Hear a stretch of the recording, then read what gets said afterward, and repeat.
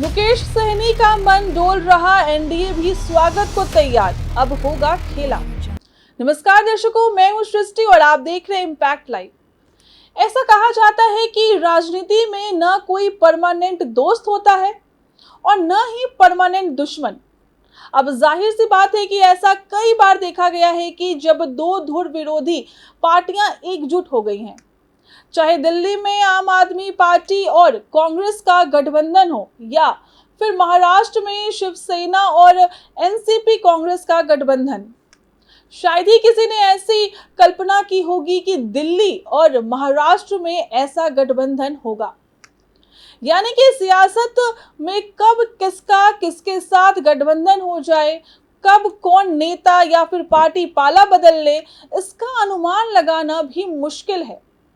वैसे आप भी सोच रहे होंगे कि आज राजनीतिक विश्लेषण की जगह राजनीति के मुद्दे पर विश्लेषण क्यों हो रहा है।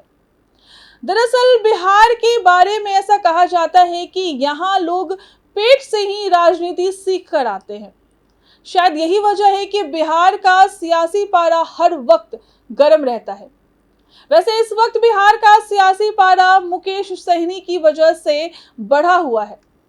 हालांकि वे अभी महागठबंधन का हिस्सा हैं और उन्होंने कहा भी है कि उनकी पार्टी आगामी विधानसभा चुनाव तेजस्वी यादव के नेतृत्व में ही लड़ेगी।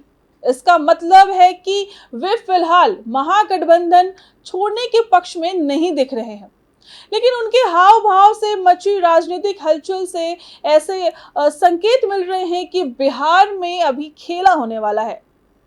आपको बता दें कि मुकेश सहनी ने जब से अपने एक्स अकाउंट के प्रोफाइल फोटो पर तिरंगा लगाया है, तभी से अटकलों का बाजार गर्म है।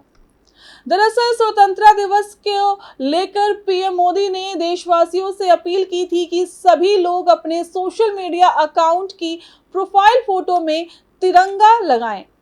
ऐसे में अधिकतर बीजेपी नेताओं की तरह मुकेश सहनी ने भी इसका समर्थन किया। इसके बाद से ही कयास लगाए जाने लगे कि क्या मुकेश सहनी का मूड बदल रहा है। इन्हीं चर्चाओं के बीच राज्य सरकार के मंत्री व जेडीयू नेता अशोक चौधरी मुकेश सहनी से मिलने उनके कंकड़बाग स्थित आवास पर पहुंचे। दोनों नेताओं की मुलाकात करीब 45 मिनट तक चली। अब ऐसे मुलाकातों को मुकेश सहनी की पार्टी भले ही औपचारिक बता दे, लेकिन राजनीति में ऐसे मुलाकातों के बाद कई बार राजनीतिक उलटफेर भी देखने को मिले हैं। मुकेश सहनी जी के पिता के देहांत में मैं जा नहीं सका था। मुकेश सहनी जी हमारे क्या नाम है, हमारे साथ मंत्रिमंडल में हमारे साथ रहे हैं, सहयोगी रहे हैं। मेरा खुद कोई उनके साथ व्यवहार अच्छा रहा है, मित्रवत रहा है। तो निश्चित रूप से पिता की जब हत्या हो गई थी तो मेरे यहाँ पूजा का कार्यक्रम चल रहा था, जिसमें मैं जा नहीं सका। मेरी बेटी गई थी क्योंकि वो समस्तीपुर लोकसभा के वोटर है, बिरौल में वो वोटर भी है। तो हम इस नाते उनसे मिलने के लिए गए, क्योंकि हम जा नहीं सके थे पटना में थे, तो इसका राजनीतिक अर्थ नहीं निकालना चाहिए। उनके आने की बात हो रही है। अरे हम आज हैं, कल हम हार्ट अटैक होकर मर जाएंगे, ये हमको पता नहीं है। भविष्य में क्या होने वाला है कौन जानता है, कैसे कर सकते हैं। आप ही के पार्टी के लोग कर रहे हैं, क्या मदन सहनी कर रहे हैं तो आएंगे एनडीए में। मदन सहनी जी से बात हुई, हमारी तो उसमें कोई बात नहीं हुई उससे। मेरा अब कल क्या होगा कौन जानता है, कल मेरा ही नहीं पता है कल क्या होगा। आज प्रेस कॉन्फ्रेंस कहेगा, देखिए अशोक जी के साथ प्रेस कॉन्फ्रेंस कर रहे थे कल, आज उनको फूकने के लिए चले आए। तो क्या क्यों नहीं हो सकता है, दैट इज पॉसिबल। 100 उदाहरण है, कल क्या होगा किसको मालूम है। आप लोग क्या चाहते हैं, को लेना चाहते हैं? नहीं, हमारे साथ हमारे नेता से हमारी कोई बात नहीं हुई है, ना हमारे मुकेश सहनी जी से बात हुई है। इसलिए इसका कोई ना आगे पूछे ना मुंडी है इसका, इसलिए इस सवाल का जवाब क्या देंगे। उनका कहना है कि आरक्षण निषाद आरक्षण के लिए जो आरक्षण देगा तो वो अपनी राजनीति कर रहे हैं, निषाद आरक्षण को लेकर के राजनीति कर रहे हैं, निषादों में अपनी पैठ बढ़ाना चाह रहे हैं, ये तो उनका राजनीति है ना, उससे हमको क्या मतलब। देखें तो बिहार सरकार में मंत्री प्रेम कुमार ने मुकेश सहनी को लेकर बड़ा बयान दिया है। उन्होंने कहा कि अगर सहनी एनडीए में आते हैं तो वह मिलकर काम करने के लिए तैयार है। प्रेम कुमार ने कहा कि वे जल्द ही एनडीए में आ सकते हैं। उन्होंने कहा कि अगर वे एनडीए में आएंगे तो उनका स्वागत होगा, यानी कि बीजेपी और जेडीयू दोनों ही मुकेश सहनी को लेकर पॉजिटिव है। बिल्कुल आएंगे तो स्वागत उनका करेंगे।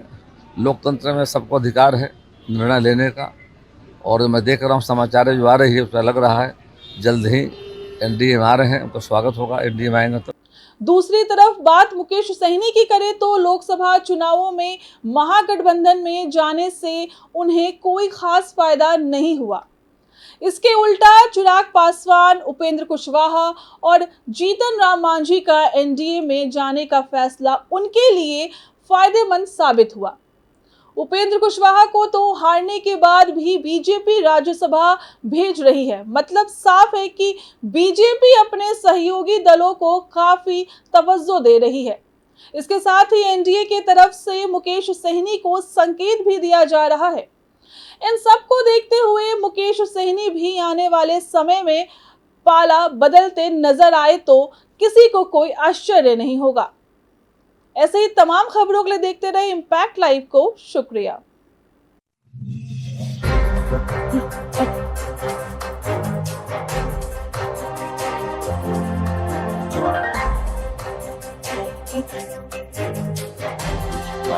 Right.